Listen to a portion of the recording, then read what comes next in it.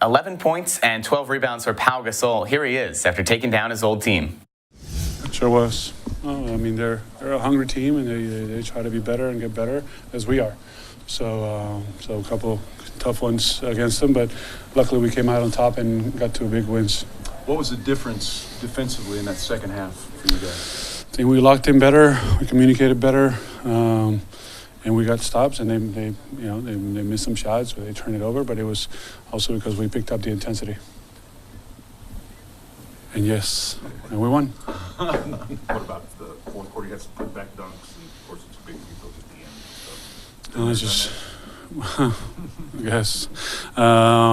I just try to contribute.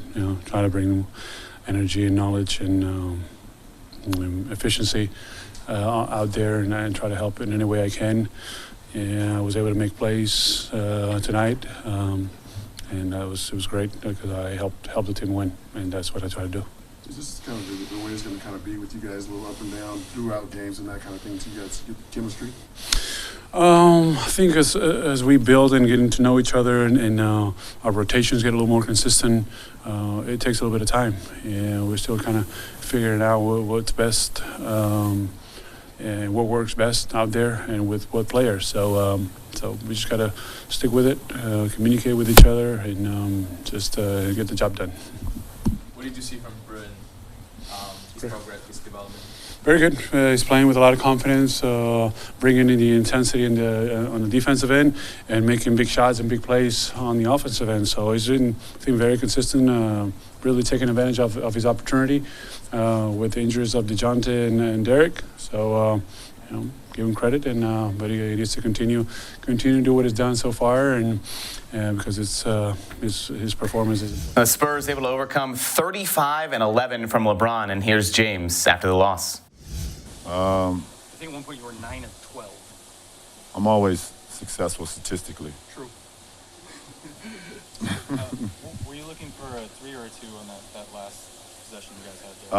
I was looking for a 3, and then Doe opened up wide open, and I put the ball in his hands to make a play. And sometimes when you drive it, you kind of mess with the defense, and they start to shrink in. You're able to get a 3, and that's what Doe was thinking, trying to get Josh Hart one, but they stayed home and got it back to me, and I took one that missed. You guys have been so close in all of these losses. You haven't really had an ugly loss yet. You guys are in them all in the fourth quarter. Is there something in common there that you guys aren't doing that you just need to get over the hump, or is this all part of the process? We get better.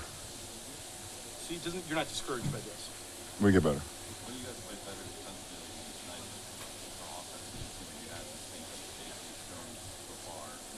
How do you judge? Well, at the end of the day, you can't put it all on offense. And there's going to be games where you need to rely on your defense, and that was tonight.